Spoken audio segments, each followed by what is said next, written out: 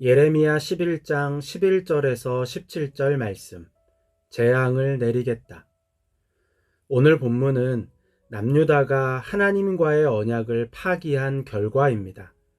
하나님께서 반복해서 말씀하십니다.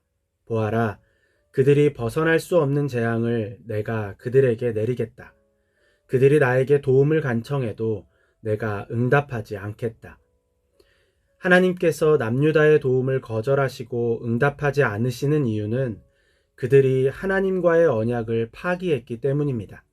이미 말했듯이 언약의 파기는 하나됨을 깨뜨리는 행위입니다. 서로 상관없는 존재가 되는 것입니다. 그렇기에 하나님께서 더는 남유다의 기도에 응답해 주시고 남유다를 구원해 주실 책임이 없습니다.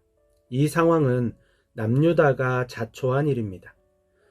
남유다가 할 수 있는 일은 자신들이 의지했던 우상들에게 도움을 청하는 것입니다. 하지만 그것들은 남유다를 도울 수 없습니다. 아무리 많은 우상을 세우고 아무리 크고 화려한 우상을 세워도 소용없습니다. 아무것도 할 수 없는 상황에 빠진 남유다를 도울 수 있는 방법이 중보기도입니다. 그런데 하나님께서 예레미야의 중보기도마저 막으십니다. 재앙을 내리기로 결정하셨기 때문입니다. 비록 죄가 가득 차고 고의적인 불순종이 가득해도 하나님과 하나됨을 유지한 상태에서는 중보기도의 가능성이 있습니다. 하나님께서 중보자의 믿음을 보시고 재앙을 거두시기 때문입니다. 엔도 슈샤크의 소설 침묵에 등장하는 인물 중에 기치지로라는 인물이 있습니다. 그는 예수님의 성화를 밟는 배교 행위를 반복하면서도 계속해서 주인공 로드리고 신부에게 자신을 위한 회개를 요청합니다. 어느 날 로드리고 신부의 책망 앞에서 그가 소리칩니다. 제가 성화를 즐거워서 밟았다고 생각하십니까? 밟은 이 발은 아픕니다. 아파요. 나를 약한 자로 태어나게 하신 하나님이 강한 자 흉내를 내라고 말씀하십니다. 그건 무리라고 생각하지 않습니까? 그건 억지이고 말고요. 비록 배교와 회개를 반복하는 그이지만 그의 마음은 하나님을 향해 있었습니다. 죽음의 두려움이 컸지만 동시에 하나님을 떠나는 두려움 역시 컸습니다. 그렇기에 그는 만신창이가 된 영혼으로 하나님을 붙잡고 있었습니다. 그의 한탄입니다. 저는 배교자죠. 그렇고 말고요. 그렇지만 10년 전에 태어났다면 선량한 카톨릭 신도로서 천국에 갔을지도 모릅니다. 이렇게 배교자로서 신도들에게 멸시받지 않아도 되었겠지요. 그러나 박해받을 때 태어났기 때문에 원망스럽습니다. 저는 원망스럽습니다. 비록 불순종하지만 하나님을 붙잡은 파렴치한 마음, 하나님과 하나됨을 놓지 않는 비양심적인 손을 보시고 재앙을 거두십니다. 이것이 하나님의 은혜입니다. 하지만 하나님과의 하나됨을 파기한 상태, 하나님과 상관없는 상태가 된 후에는 중보기도가 소용없습니다. 예를 들어 우리가 아무리 사단을 위해 기도해도 소용없습니다.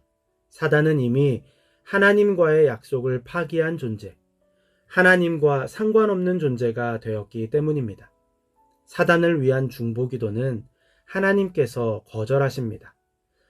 남유다 역시 마찬가지입니다. 하나님과의 언약을 파기한 남유다를 향한 중보기도를 하나님께서 거절하셨습니다. 하나님과의 언약을 파기한 남유다의 예배는 무의미합니다. 예배는 하나님과의 관계를 이루는 기초입니다. 예배가 무의미해진다는 것은 기초가 부실한 관계, 기초가 없는 관계와 같습니다. 결코 유지될 수 없습니다. 아무리 찬란한 과거를 가지고 있었다 해도 소용없습니다. 과거의 영광도 부러지고 불타 없어질 것입니다. 결국 하나님께서 재앙을 선포하십니다. 이스라엘 백성과 유다 백성은 내 마음을 상하게 하려고 바알에게 분향하였으니 저지른 그 죄악 때문에 그들에게 재앙을 내리겠다.